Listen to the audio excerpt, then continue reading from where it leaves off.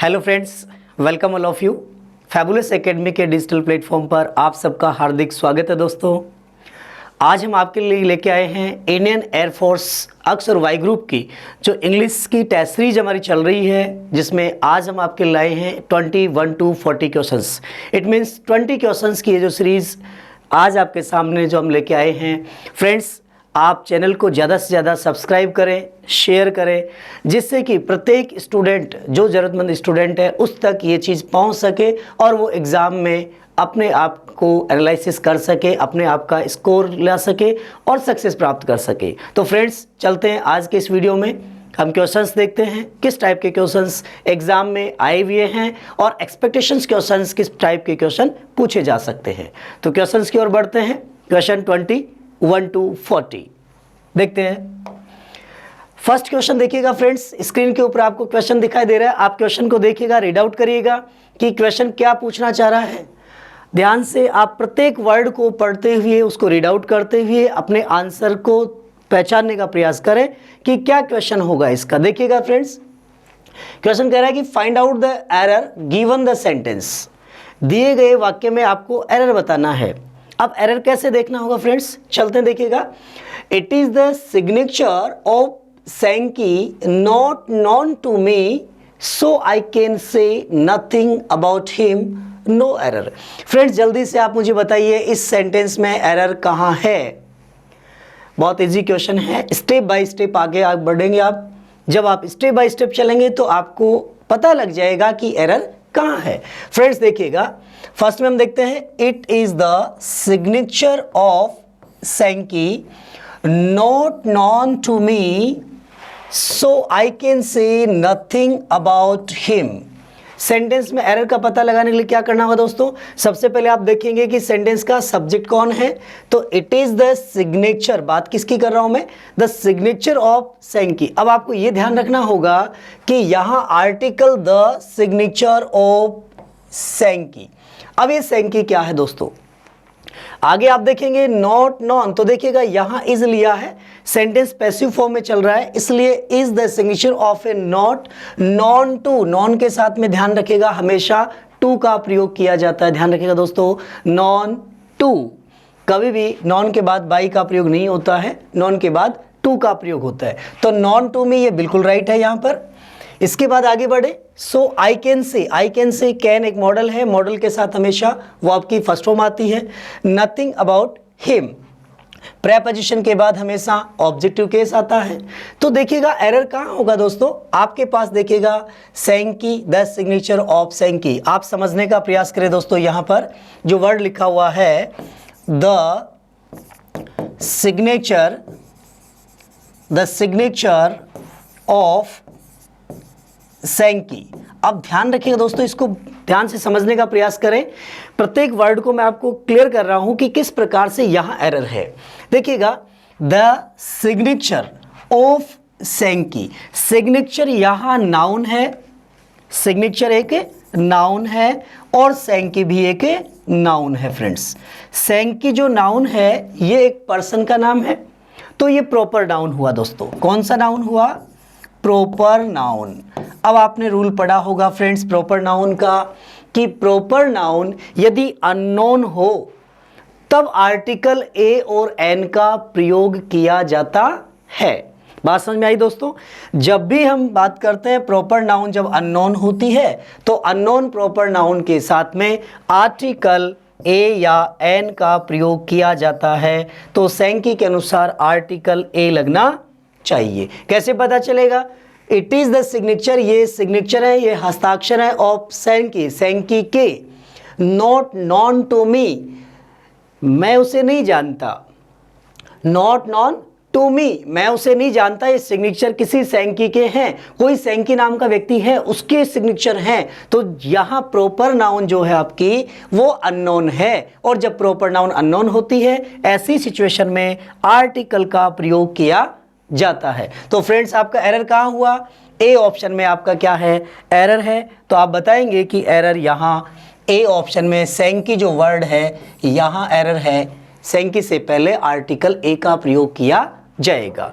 तो यहाँ लिखा जाएगा a Sanky. Clear friends, first question, I hope it is clear. Next question की ओर बढ़ते हैं, क्वेश्चन नंबर 22। क्वेश्चन नंबर 22 क्या कह रहा है फ्रेंड्स, देखिएगा, my son is reading Dinkar's and Nirala's poetries as a part of a syllabus. Friends बहुत इजी है, आप आसानी से इसका आंसर दे सकते हैं। माय डियर देखिएगा, माई सन इज रीडिंग, मेरा जो सन है वो क्या कर रहा है, रीडिंग कर रहा है, पढ़ रहा है। क्या पढ़ रहा है, दिनकर्स एंड निरालाज। ध्यान रखिएगा, रामधारी सिंह दिनकर हिंदी के कवि हुए हैं, और निराला सूर्यकांत त्रिपाठी निराला ये भी हिंदी के कवि हैं, पोइट हैं। तो ध्यान रखिएगा, हम यहाँ पोइट की बात कर रहे हैं। दो पोइट है हमारे पास, दिनकर और निराला। आगे क्या कर रहे हैं, पोइट्रीज। ध्यान रखिएगा फ्रेंड्स, पोइट्रीज कभी नहीं होता है, पोइम का प्लूरल पोइट्री बन जाता है, पोइम्स। ध्यान रखिएगा, देखिए कैसे, पोइम, और पोइम शब्द अपन किसको कह रहे हैं, एक कविता को कह रहे हैं। और जहाँ खूब सारी कविताएं हैं वो क्या हो गया, पोइम्स ऐसा बोला जाता है। और काव्य का जो संग्रह होगा, विभिन्न प्रकार की कविताओं का जो समूह है, उसको हम क्या कर रहे हैं, a collection of poem. A collection of poems is called poetry, is called poetry. Poetry, ध्यान रखिएगा फ्रेंड्स, पोएट्री शब्द जो है ये अपने आप में ही क्या है, अनकाउंटेबल नाउन है। ध्यान रखना दोस्तों, पोएट्री जो है ये अनकाउंटेबल है, इसका प्लूरल नहीं बनाया जाता है। तो यहाँ पोएट्रीज कहना क्या हुआ, गलत हो गया, राइट। यहाँ होगा पोएट्री। पोएम और पोएम से, poems A collection of poems, कविताओं का जो संग्रह होता है जिसको हम काव्य कहते हैं। पोएट्री क्या है, काव्य संग्रह। ध्यान रखिएगा फ्रेंड्स, काव्य संग्रह को हम क्या कहते हैं, पोएट्री कहते हैं। कविताओं का जो समूह होता है वो पोएट्री कहलाता है। जैसे आपने देखा होगा फ्रेंड्स, पोएट्री शब्द है, इसके अलावा हम कहते हैं सीनरी। सीनरी जो शब्द है ये भी अनकाउंटेबल है, ठीक है। सीनरी से सीनरीज नहीं होता है। अगर आप लिखेंगे सीनरी से सीनरीज तो ये गलत है दोस्तों। सीनरी का प्लूरल सीनरी ही होता है, सिंगुलर और प्लूरल दोनों सेम है, अनकाउंटेबल है। इसी प्रकार अगर आप ब्रेड की बात करें, ब्रेड, तो ब्रेड भी क्या है, अनकाउंटेबल है। अगर इसको काउंटेबिलिटी में शो करना हो तो इसके पहले हम क्या लगाते हैं, a loaf, a piece of bread, क्या बोल देते हैं, ब्रेड्स कहना गलत है दोस्तों। ब्रेड्स क्या हो गया, गलत है। इसको क्या कहा जाएगा, a loaf of bread, a loaf of bread. Bread का एक पीस हो सकता है, एक लॉफ हो सकता है, पीस भी कह सकते हैं और लॉफ भी कहते हैं। तो ध्यान रखिएगा दोस्तों, सीनरी, ब्रेड, पोएट्री ये ऐसे वर्ड हैं जो अनकाउंटेबल है, इनको हम काउंटेबल के रूप में नहीं रखते हैं। इट मीन्स मैं कहूँ कि इसमें एस या ईएस लगा करके इसका प्लूरल नहीं बनाया जाता है। क्लियर फ्रेंड्स, आगे बढ़ते हैं नेक्स्ट क्वेश्चन नंबर 23 की ओर। क्वेश्चन नंबर 23 क्या कहता है दोस्तों, देखिएगा, you should always avail of this golden opportunity, no error. आपको एरर देखना है तो फ्रेंड्स यहाँ एरर कहाँ है, देखिएगा, क्वेश्चन पूछ रहा है यू शुड, यहाँ पर यू सब्जेक्टिव केस है और शुड एक मॉडल है। ऑलवेज एडवर्ब का काम कर रहा है, अवेल वर्ब का काम करता है, एज शुड अवेल। ध्यान रखिएगा दोस्तों, मॉडल के साथ हमेशा वर्ब की फर्स्ट फॉर्म आती है, और यदि मॉडल वाले सेंटेंस को पैसिव फॉर्म में रखा जाए तो मॉडल के बाद बी का प्रयोग किया जाता है, बी प्लस थर्ड फॉर्म। तो एविल ऑफ, एविल के साथ में प्रेपोजिशन हमेशा क्या होती है, ऑफ आती है। ध्यान रखिएगा, दिस गोल्डन अपॉर्चुनिटी। अब फ्रेंड्स आप इसमें देखेंगे कि एरर कहाँ है, तो सबसे पहली कंडीशन देखिएगा, एविल में अगर आपने प्रोनाउन का वीडियो हमारा देखा होगा, प्रोनाउन के टॉपिक को यदि आपने पढ़ा है अच्छी तरह से, तो आपको पता होगा कि प्रोनाउन में emphatic and reflexive, emphatic and reflexive pronoun, emphatic and reflexive pronoun का जो रूल है वो क्या कहता है कि यदि किसी सेंटेंस में सब्जेक्ट के तुरंत बाद सेल्फ या सेल्व्स, सेल्फ या सेल्व्स, ध्यान रखिएगा सिंगुलर में सेल्फ लगता है, प्लूरल में सेल्व्स हो जाता है। तो सब्जेक्ट के बाद सेल्फ या सेल्व्स लगा हुआ आए तो वो हमारा एम्फेटिक होता है, पहली कंडीशन। दूसरी कंडीशन ये है कि वर्ब ऑब्जेक्ट के बाद, सेंटेंस में ऑब्जेक्ट के बाद यदि सेल्फ या सेल्व्स हो, सेल्फ या सेल्स वाला शब्द हो तब क्या होगा, एम्फेटिक होगा। रेफ्लेक्सिव की कंडीशन क्या है कि यदि सब्जेक्ट, वर्ब और ऑब्जेक्ट के स्थान पर, ध्यान रखिएगा, ऑब्जेक्ट के स्थान पर सेल्फ या सेल्व्स युक्त शब्द हो तो वह क्या कहलाएगा, रेफ्लेक्सिव प्रोनाउन कहलाएगा। अब ध्यान रखिएगा, कुछ वर्ब्स ऐसी होती हैं, हम वर्ब्स की बात करेंगे यहाँ पर। देखिएगा, यदि सेंटेंस में ओपन, शैल, वॉश, ड्रेस, अनड्रेस, शेव, कंसंट्रेट, ओपन, शैल, वॉश, ड्रेस, अनड्रेस, शेव, कंसंट्रेट, फील, हरी, ये हमेशा ही एम्फेटिक होती है, कभी रेफ्लेक्सिव नहीं हो सकती है।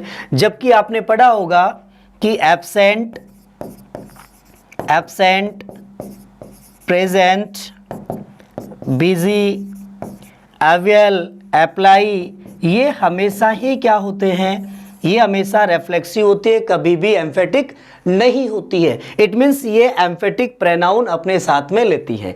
अब आप देखेंगे कि सेंटेंस में सब्जेक्ट कौन है, यू, तो यू का रेफ्लेक्सिव प्रोनाउन अगर होगा तो फ्रेंड्स क्या होगा, एवियल के बाद में क्या हो सकता है, या तो हमें लगाना पड़ेगा योर सेल्फ और या लिखना होगा योर सेल्व्स। ध्यान रखिएगा फ्रेंड्स, या तो होगा योर सेल्फ और या होगा योर सेल्व्स, तब हमारा ये सेंटेंस बिल्कुल राइट होगा।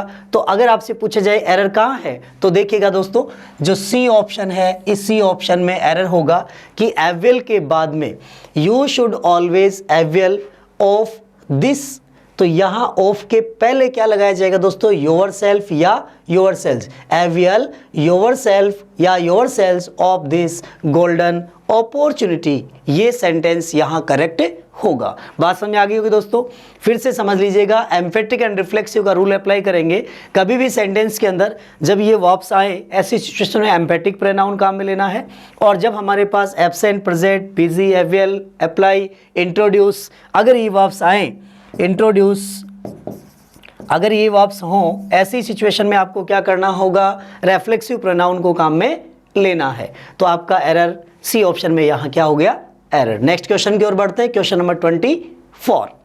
क्वेश्चन नंबर 24 क्या कहता है फ्रेंड्स, देखिएगा, the first 2 chapters how been finished while the 3 last chapters how to be finished. यहाँ देखिएगा फ्रेंड्स, किस टाइप का एरर है, और सेंटेंस में यहाँ ध्यान रखिएगा दोस्तों, जो टेस्ट सीरीज हम आपके लेके आए हैं, इस टेस्ट सीरीज में हमने प्रत्येक टॉपिक से क्वेश्चन पुटअप किया है, और ये टेस्ट सीरीज जो आपके लिए चल रही है, क्वेश्चन सीरीज जो चल रही है, ये एग्जाम की दृष्टि से आपके लिए बहुत ही बेनिफिशियल होगी। ध्यान रखिएगा, देखिएगा, द फर्स्ट 2 चैप्टर्स, यहाँ आप सबसे पहले सब्जेक्ट की बात करें, नाउन कौन है, चैप्टर्स नाउन है। इससे पहले देखिएगा 2 फर्स्ट, द आर्टिकल है, 2 ये क्या है, यहाँ एडजेक्टिव है। ध्यान रखिएगा दोस्तों, फर्स्ट एंड 2 ये दोनों ही क्या है, एडजेक्टिव है। हैव बीन, यहाँ चैप्टर्स की बात हुई, हैव बीन का प्रयोग हुआ, पैसिव सेंटेंस चला गया, have been finished, while the 3 last. अब यहाँ देखिएगा, द आर्टिकल है, 3 क्या है, एडजेक्टिव फॉर्म है, लास्ट भी क्या है, एडजेक्टिव फॉर्म है, चैप्टर्स नाउन है, हाउ टू बी फिनिश्ड ये पैसिव फॉर्म है। अब आप देखेंगे कि यहाँ इस सेंटेंस में जो एरर होगा वो एरर क्या है फ्रेंड्स, ध्यान से सुनिएगा, यहाँ जो एरर होगा वो एडजेक्टिव का एरर है। ध्यान रखिएगा फ्रेंड्स, कौन सा एरर है, एडजेक्टिव का एरर है। एडजेक्टिव का एरर क्या देखिएगा, यहाँ अगर आप देखेंगे तो यहाँ लिखा हुआ है the first 2 chapters, the first 2 chapters.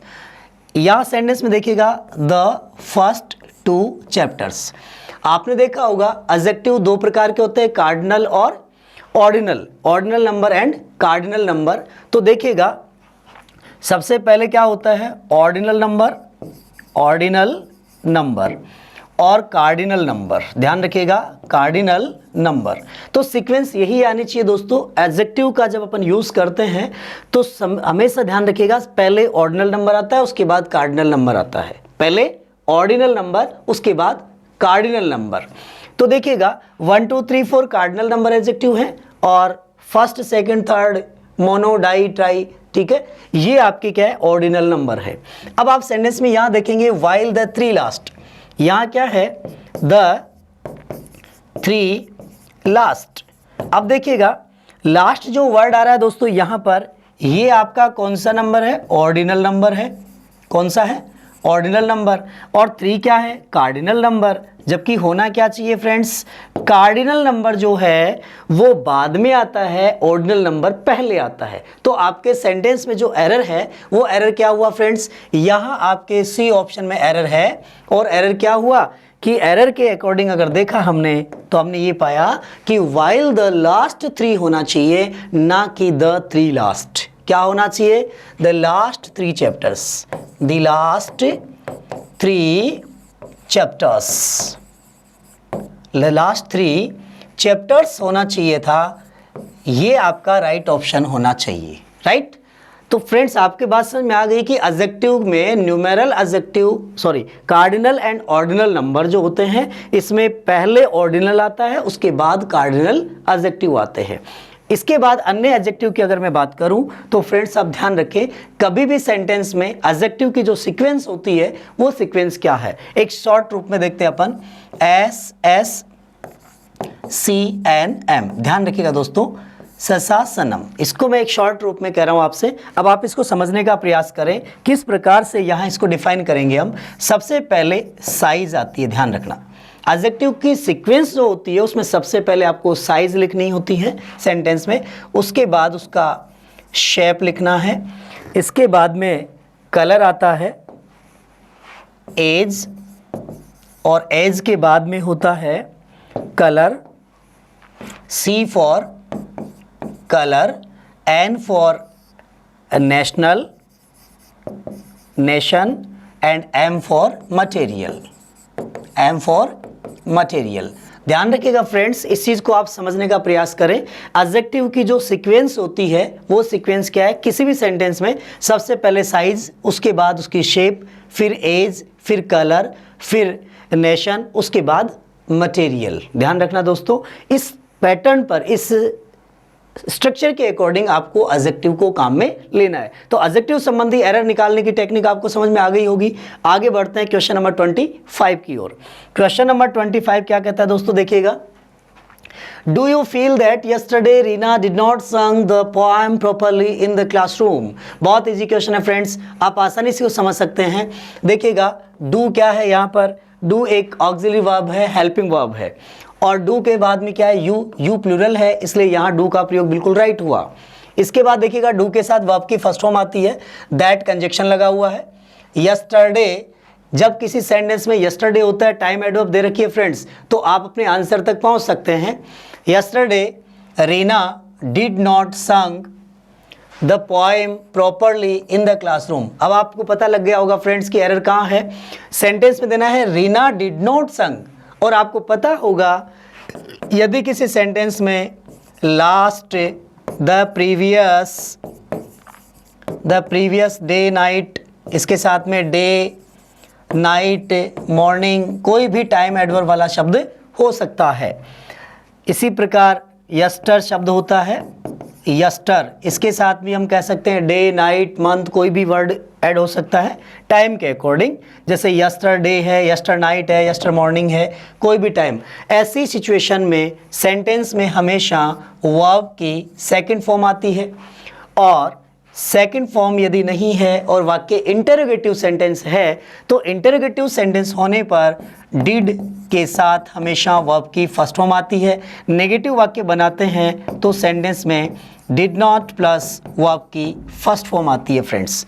अब आपके सेंटेंस में जो एरर दे रखा है वो आपको समझ में आ गया होगा कि एरर क्या है। यहाँ सेंटेंस में दिया हुआ है डिड नॉट संग, तो फ्रेंड्स ध्यान रखिएगा डिड नॉट संग नहीं होगा, डिड नॉट सिंग होगा, क्योंकि फर्स्ट फॉर्म जो है डिड नॉट सिंग होनी चाहिए। और सिंग की जो फॉर्म की अपन बात करें तो फर्स्ट फॉर्म होती है सिंग, सेकंड होती है सेंग, और थर्ड होती है संग। सिंग, सेंग, संग। रूल आपको वर्ब का पता होगा, यदि किसी वर्ब में इसके बाद जैसे आई दे रखा हो तो सेकंड फॉर्म के रूप में ए होता है, थर्ड के रूप में यू हो जाता है, तो सिंग, सेंग, संग। क्लियर?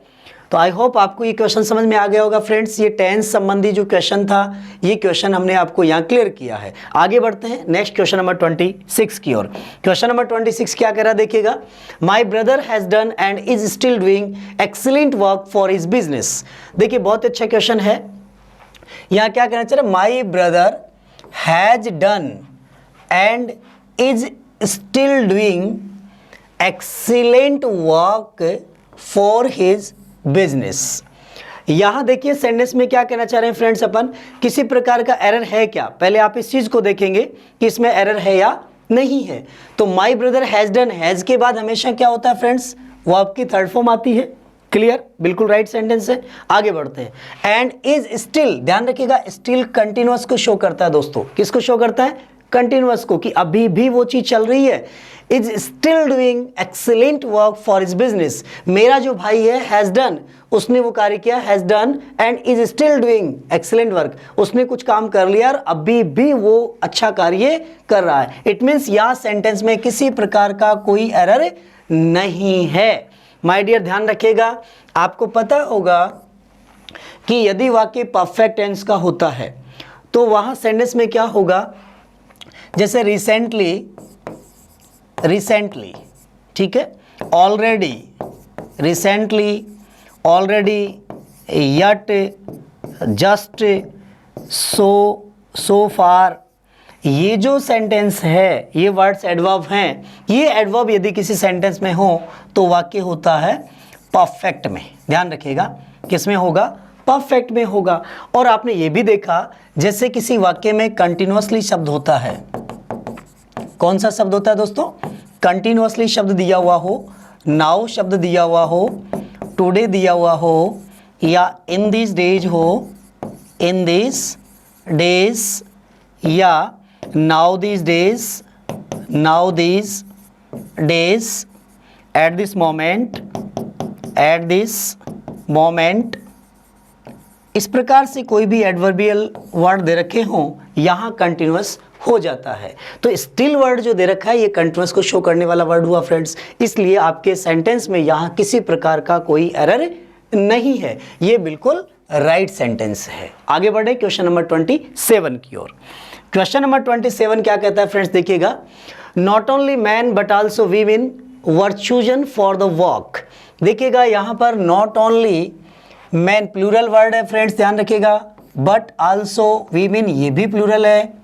अब देखिएगा नॉट ओनली और बट आल्सो, ध्यान रखिएगा friends, not only but also का रूल यहाँ अप्लाई किया गया है। नॉट ओनली बट आल्सो में क्या होगा फ्रेंड्स, कि ध्यान रखिएगा सब्जेक्ट सिमिलर है, ठीक है, तो ऑब्जेक्ट क्या होगा? डिसिमिलर आएगा, डिफरेंट आएंगे। यदि आपके ऑब्जेक्ट सिमिलर हैं तो सब्जेक्ट डिसिमिलर हैं। इट मीन्स ये हुआ, यहाँ नॉट ओनली के बाद में क्या दे रखा है? मैन दिया हुआ है। इधर बट आल्सो के बाद क्या दिया है फ्रेंड्स? आपको वीमेन दिया है। तो not only man but also women, तो नॉट ओनली न सिर्फ बट आल्सो बल्कि, इसका मतलब क्या हुआ कि दोनों चीज़ें शामिल हो गई है। जब दोनों शामिल हो गई है ऐसी सिचुएशन में जो वर्ब होती है वो किस फॉर्म में आती है फ्रेंड्स?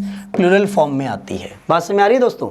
लेकिन आपको पता होगा फ्रेंड्स कि जब एज वेल एज का रूल अप्लाई किया जाता है, एज वेल एज का रूल, तो क्या होता है फ्रेंड्स? देखिएगा एज वेल एज, यदि एज वेल एज सेंटेंस में दिया हुआ हो तो ध्यान रखिएगा कि जो पहले नाउन आती है, देखिए यहाँ मैं आपको क्लियर कर देता हूँ इस चीज़ को, कि नाउन या प्रोनाउन दिया हुआ हो, उसके बाद एज वेल एज हो, फिर कोई नाउन या प्रोनाउन आ रही है तो वर्ब या हेल्पिंग वर्ब जो भी आएगी वो किसके अकॉर्डिंग आएगी फ्रेंड्स? ध्यान रखिएगा, नॉट ओनली बट आल्सो में तो प्लूरल आ रहा है, ठीक है, जबकि यहाँ जब नाउन और प्रोनाउन दे रखी है एज वेल एज से सेंटेंस जुड़ा हुआ हो, ऐसी सिचुएशन में आपको क्या करना होगा फ्रेंड्स?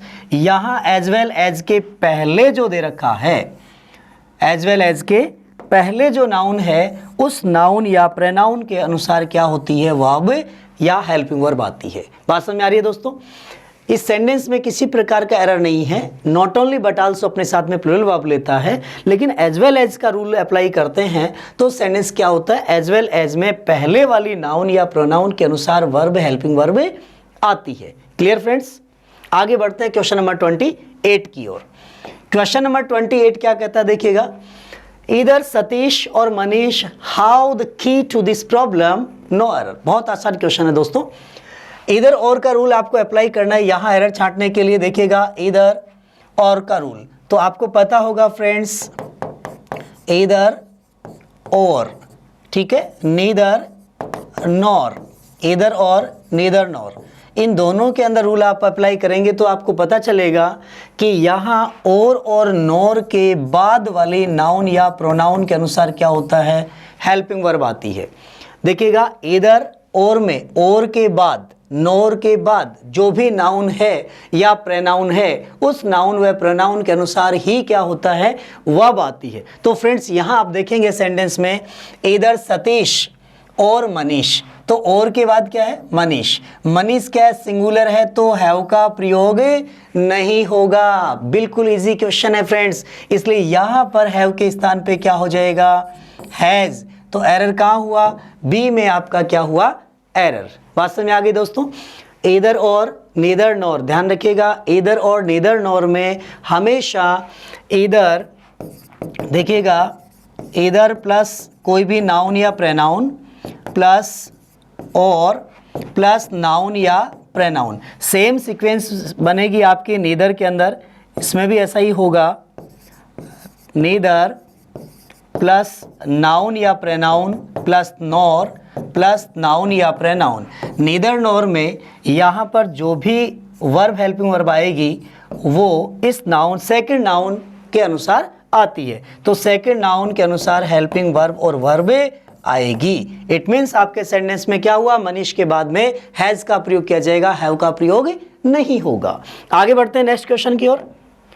देखिएगा नेक्स्ट क्वेश्चन क्या कह रहा है, he could succeed in catching the ball before it reaches the boundary line. बहुत आसान क्वेश्चन है फ्रेंड्स। देखिएगा ही कुड सक्सीड, बहुत सी बार स्टूडेंट्स कंफ्यूज हो जाते हैं, सक्सेस वर्ड को दिमाग में रखते हैं कि सक्सीड कैसे हो गया। तो ध्यान रखिएगा ये वर्ब का रूप है और सक्सेस नाउन का रूप है। कुड मॉडल है, सक्सीड वर्ब की फर्स्ट फॉर्म है, तो कुड सक्सीड पास्ट की बात कर रहा है। ध्यान रखिएगा दोस्तों, किस में जा रहा है, मॉडल पास्ट फॉर्म में है।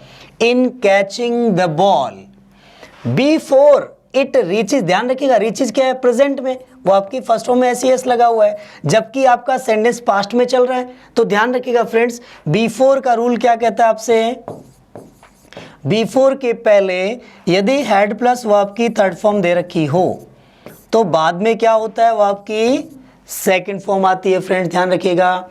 दूसरी कंडीशन आपके पास में ये है कि बिफोर के पहले अगर पास्ट टेंस है तो बिफोर के बाद भी क्या होगा, पास्ट टेंस आएगा। कभी भी ऐसा नहीं होगा कि बिफोर के पहले पास्ट दे दे और बिफोर के बाद प्रेजेंट टेंस हो, ऐसा कभी नहीं होगा। तो यहाँ आपके पास जो क्वेश्चन दिया उसमें क्या है, he could succeed in catching the ball before it reaches. Reaches क्या है, वो आपकी फर्स्ट फॉर्म, तो यहाँ रीचेज नहीं होगा, इट रीच्ड होगा। क्या होगा फ्रेंड्स, इट रीच्ड होगा, इट रीच्ड, ये होना चाहिए। क्लियर। आगे बढ़ते हैं नेक्स्ट क्वेश्चन नंबर 30 की ओर।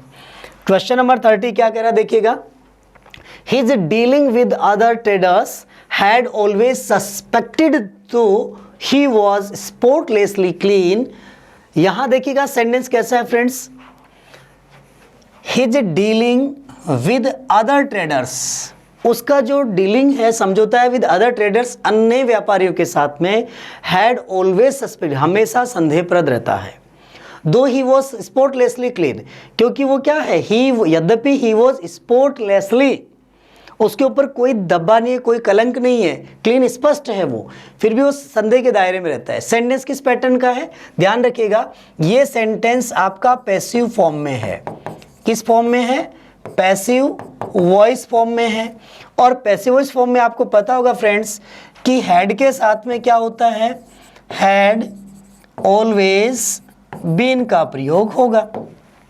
क्या होगा, हैड ऑलवेज बीन। तो देखिए, he is dealing with other traders, had always suspected, तो यहाँ सस्पेक्टेड से पहले हैड ऑलवेज बीन का प्रयोग किया जाएगा, क्योंकि सेंटेंस किस में है, पैसिव फॉर्म में। फ्रेंड्स ध्यान रखिएगा, पैसिव वॉइस में आपने पढ़ा है वो आपकी फर्स्ट फॉर्म सेंटेंस में होने पर इज आर एम प्लस वो आपकी थर्ड फॉर्म ऑप्शन में चूज करिए, सेकंड फॉर्म होने पर वॉज वर प्लस वो आपकी थर्ड फॉर्म चूज करिएगा। यदि सेंटेंस में फर्स्ट फॉर्म में आईएनजी दिया हुआ हो तो आपको ऑप्शंस में क्या ढूंढना है, बीइंग प्लस थर्ड फॉर्म देखना है, और पहले से थर्ड फॉर्म दी हुई हो तो आपको सेंटेंस में क्या करना है, बीन लगाना है, ध्यान रखिएगा।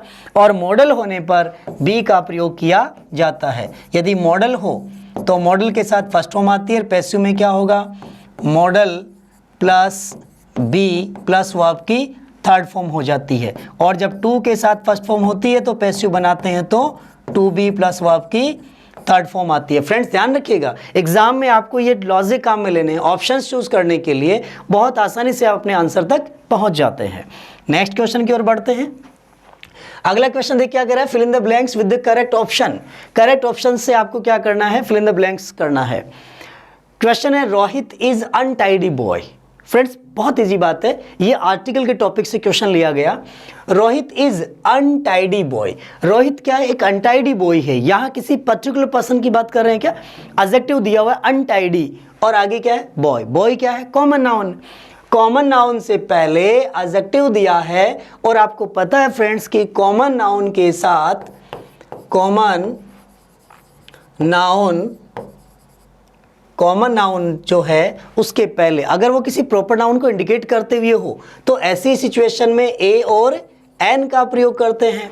तो यहां सेंटेंस क्या होगा, रोहित इज अनटाइडी। प्रोनाउंसिएशन क्या है देखो, अनटाइडी क्या है, यू एन इस TIDY, अनटाइडी मतलब वो गंदा नहीं है, अच्छा है, टाइडी अनटाइडी। तो यहाँ पर अन जो शब्द है इसका प्रोनाउंसिएशन क्या हुआ, अन, और अन क्या है, वोविल से शुरू हो रहा है। किससे हो रहा है, वोविल से, स्वर से शुरू हो रहा है। और जब किसी भी वर्ड का प्रोनाउंसिएशन वोविल से शुरू हो रहा हो ऐसी सिचुएशन में आर्टिकल एन का प्रयोग किया जाएगा। तो यहाँ आपका राइट आंसर क्या होगा, बी ऑप्शन आपका बिल्कुल राइट आंसर होगा। क्लियर फ्रेंड्स, आगे बढ़ते हैं क्वेश्चन नंबर 32 की ओर। क्वेश्चन नंबर 32 क्या कह रहा है, there was none did not enjoy the show. ऐसा कोई नहीं था जिसने शो में एंजॉय नहीं लिया हो। ध्यान रखिएगा फ्रेंड्स, यहाँ क्या है, आपको यहाँ प्रोनाउन का टॉपिक से क्वेश्चन पुटअप किया गया है, नन और डिड नॉट। अब आपको रूल अप्लाई करना है। हु का नियम क्या कहता है, विच का, दैट, हुम और दोज। सबसे पहले हम बात करते हैं हु की।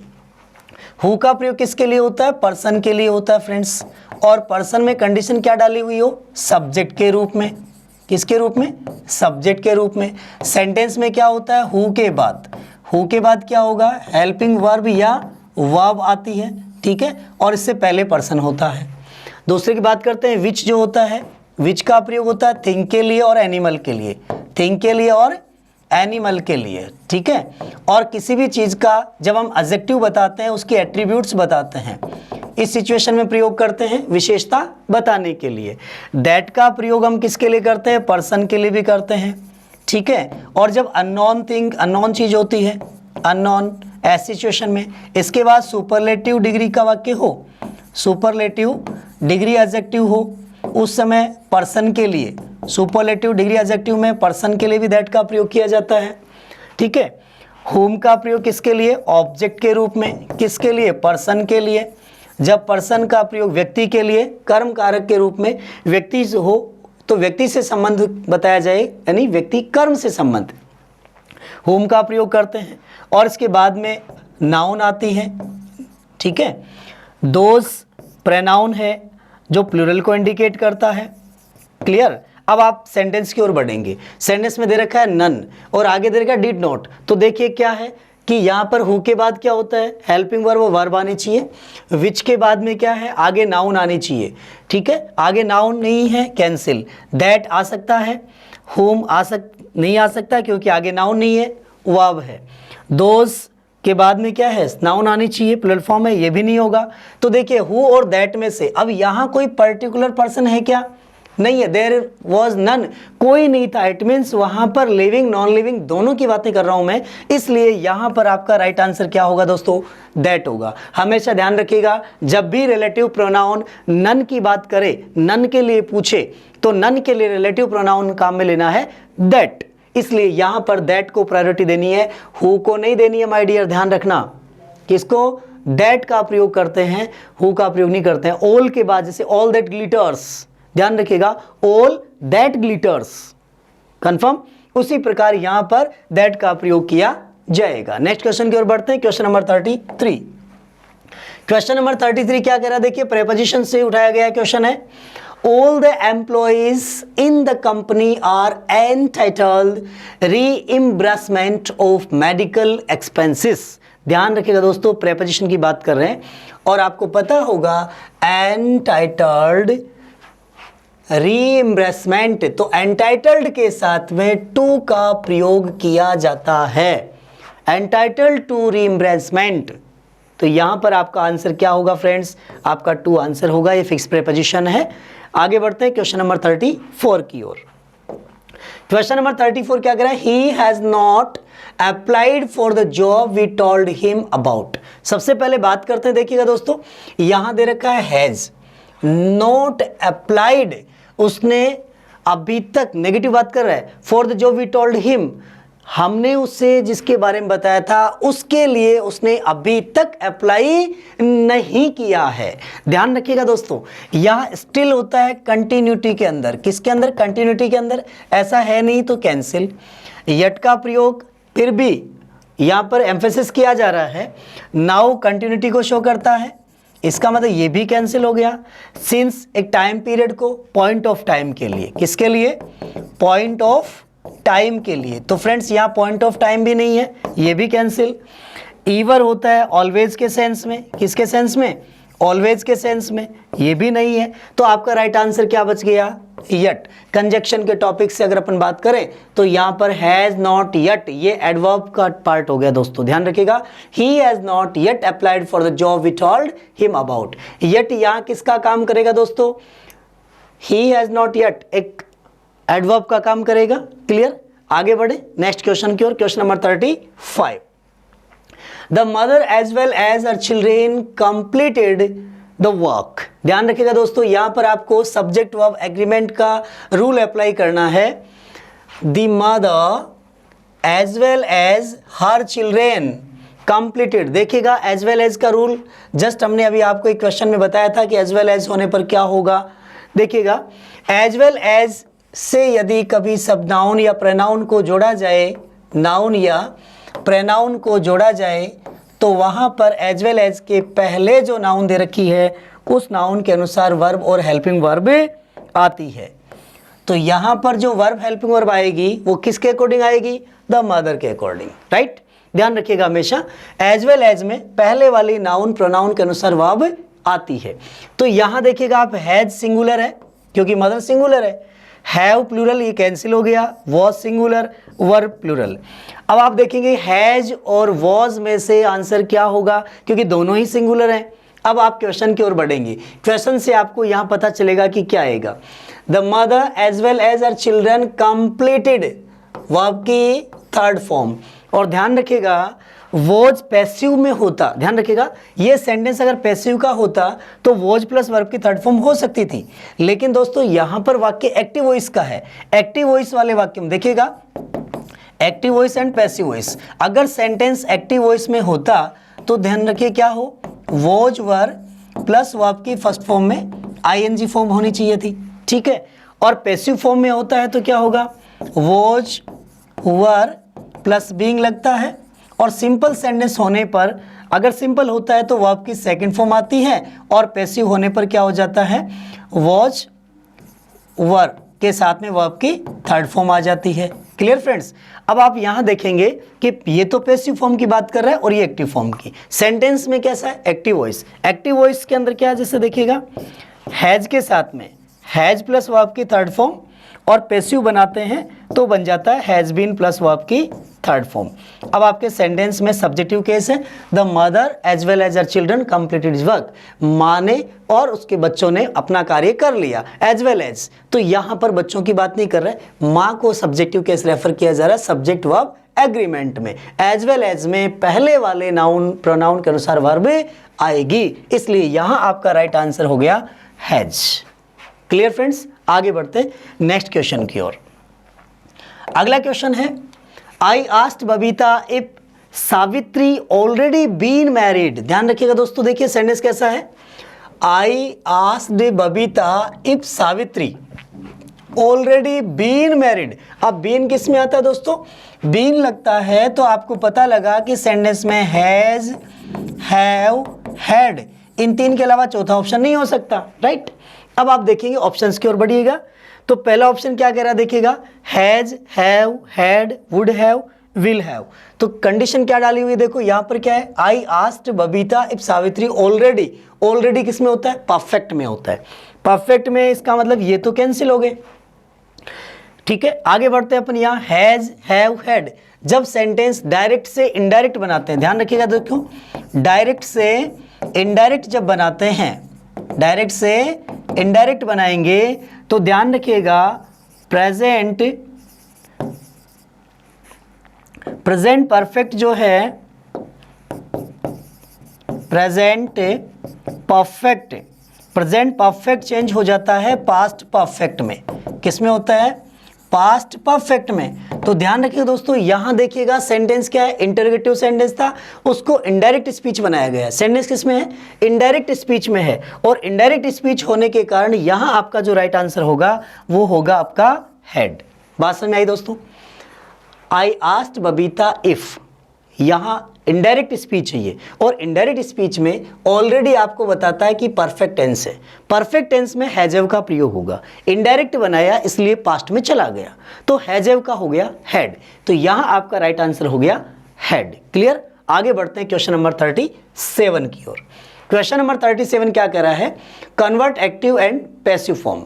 एक्टिव एंड पैसिव में देखिएगा, I did not trust anybody. ध्यान रखिएगा दोस्तों, डिड नॉट। अब आपको पता है कि जैसे हमने आपको बताया था कि अगर वाक्य में डू दिया हो तो भी क्या होगा, इज, आर, एम होना चाहिए, और डिड हो तो क्या होना चाहिए, वॉज वर। आप ऑप्शंस में देखेंगे जिसमें वॉज वर नहीं है उसको कैंसिल कर दीजिएगा। सबसे पहले बात करते हैं, यहां पर देखिएगा वॉज या had been cancel, would be trusted cancel, has been trusted cancel. तो आपका राइट आंसर क्या हो गया, ए ऑप्शन आपका बिल्कुल राइट आंसर हो गया। बात समझ आ गई दोस्तों। एक कंडीशन और ध्यान में रखना फ्रेंड्स, यहां पर है एनीबॉडी। क्या है, एनीबॉडी सेंटेंस नेगेटिव में है। जब भी किसी भी एक्टिव वॉइस के वाक्य में अगर ऑब्जेक्टिव केस एनीबॉडी दिया हुआ हो तो पैसिव बनाने पर एनीबॉडी को नोबॉडी में चेंज करते हैं और हेल्पिंग वर्ब के साथ नोट को हटा दिया जाएगा। एनीबॉडी को नोबॉडी में चेंज करेंगे, डिड को वॉज में चेंज किया, नॉट ऑलरेडी हट गया क्योंकि नोबॉडी का प्रयोग कर लिया गया। नोबॉडी, नन के जो सब्जेक्टिव केस हैं वाक्य में, उनके बाद कभी भी हेल्पिंग वर्ब के बाद में नोट का प्रयोग नहीं होता है क्योंकि वो अपने आप में सब्जेक्ट ही नेगेटिव हो जाते हैं, राइट। आगे बढ़ते हैं क्वेश्चन नंबर 38 की ओर। क्वेश्चन नंबर 38 क्या है, the boys were digging a hole in the ground. बहुत अच्छा क्वेश्चन है दोस्तों, एग्जाम में पूछा गया था। देखिएगा वर डिगिंग, यहां से आपको देखना है आईएचजी लगा है तो ऑप्शंस में से बीइंग देखना है। पहले ऑप्शन में देखिएगा क्या होगा, हैड बीन, कैंसिल कर दीजिएगा। दूसरे ऑप्शन में क्या है, डग ए होल, ये भी कैंसिल हो गया। In the ground has been, ये भी कैंसिल। तो चौथा ऑप्शन आपका ऑलरेडी राइट हो गया, a hole was being dug by the boys in the ground. Clear, ING होने पर ऑप्शन में क्या देखना है, बीइंग, जिसमें बीइंग नहीं है कैंसिल, तो आपका राइट आंसर आ जाएगा। आगे बढ़ते हैं नेक्स्ट क्वेश्चन की ओर। Question number 39, he said it used to be a lovely quite street. ध्यान रखिएगा दोस्तों, इनडायरेक्ट स्पीच बनाने के लिए सबसे पहले सेंटेंस किस टाइप का है, ये एसरेटिव सेंटेंस है। एसरेटिव सेंटेंस में कंजक्शन लगता है दैट, जिसमें दैट नहीं है कैंसिल कर दीजिएगा। तो ही सेड दैट, दूसरे वाक्य में दैट है, he said that, he inquired whether, तो ये तो कैंसिल हो गया। इसके बाद देखिएगा सब्जेक्टिव केस है इट, यहाँ पर क्या दैट इट, और यहाँ पर दैट द ईयर, तो ये कैंसिल हो गया। इसके बाद देखिएगा यहाँ पर क्या है, यूज्ड टू बी, ध्यान रखिएगा दोस्तों, यूज्ड टू एक मॉडल है, यूज्ड सेकंड फॉर्म का रूप नहीं है जिसको आप हेड में चेंज करेंगे, नहीं दोस्तों, हेड में चेंज नहीं करना है, यूज्ड एक मॉडल है, इसमें चेंज नहीं होगा। तो यहां देखिएगा, he said that it used to be lovely quite street, और यहाँ he pointed out that it had used to be lovely, तो had used to be नहीं होता दोस्तों, यहाँ क्या होगा, क्योंकि had used to be model नहीं है, इसलिए आंसर क्या हुआ आपका, ए ऑप्शन आपका बिल्कुल राइट आंसर होगा। यूज्ड टू एक मॉडल है, और मॉडल वाले वर्ड में किस पास्ट में मॉडल होता है, यूज्ड टू का पास्ट होता है यूज्ड टू, राइट। जैसे केन का कुड होता है, मे का माइट होता है, विल का वुड होता है, शेल का शुड होता है, ठीक है। उसी प्रकार यूज्ड टू का यूज्ड टू बनता है, यूज्ड टू मॉडल चेंज नहीं हुआ, इसलिए डायरेक्टली सेंटेंस ऐसे कैसे आ जाएगा। तो ए ऑप्शन आपका बिल्कुल राइट आंसर हो गया। क्लियर फ्रेंड्स, नेक्स्ट क्वेश्चन की ओर बढ़ते हैं, question number 40, last question. How long does the journey take, my co passenger asked मी, मेरे को पैसेंजर ने मेरे से पूछा how long does the journey take, समय कितना लगेगा, कितना समय लगता है। तो यहां ये क्यों क्वेश्चन पूछा गया फ्रेंड्स आपसे, इसमें देखिएगा ऑप्शन की ओर बढ़ते हैं, इंटरोगेटिव है, इंटरोगेटिव सेंटेंस में हाउ से जब बना किसी प्रकार का कोई कंजक्शन नहीं आएगा, how long as it is रहेगा। तो my co passenger asked me, my co passenger asked me how long does, cancel, ध्यान रखिएगा इंटरोगेटिव सेंटेंस को एसरेटिव में बदला जाता है, इसलिए यहां पहला ऑप्शन कैंसिल हुआ। आई asked my co passenger how long the journey would take. Third option की ओर बढ़ते हैं, my co passenger wanted to know how the journey would take, wanted to know, ये सेंस नहीं लेना है दोस्तों, ध्यान रखिएगा, जैसा सेंटेंस पूछा गया उसी के अकॉर्डिंग, अपनी तरफ से कुछ जोड़ना नहीं है। तो ये ऑप्शन भी आपका क्या हुआ, गलत, क्योंकि यहां वांटेड टू नो शामिल किया गया है। नेक्स्ट ऑप्शन की ओर बढ़ते हैं, my co passenger asked me how long the journey did take, ध्यान रखिए दोस्तों, डिड टेक नहीं होगा, अगर यहां पर डिड टेक की जगह टुक होता, सेकंड फॉर्म होता तो एक अलग कंडीशन थी, लेकिन आपके पास सेंटेंस में यहां उसने पूछा पैसेंजर ने कि और कितना समय लगने वाला है, लगने वाला है, इट मींस फ्यूचर की बात कर रहा है ना, तो फ्यूचर संबंधी बात जो है आगे फर्दर की बात कर रहा है, ऐसे सिचुएशन में क्या होगा, ये एक विल का सेंस ले रहा है, राइट। इसलिए आपका ऑप्शन बी बिल्कुल राइट ऑप्शन होगा। I asked my co passenger how long the journey would take, passenger ने पूछा मेरे पे साथी पैसेंजर ने कि और कितना समय लगने वाला था, तो आपका बी ऑप्शन या बिल्कुल राइट ऑप्शन हुआ।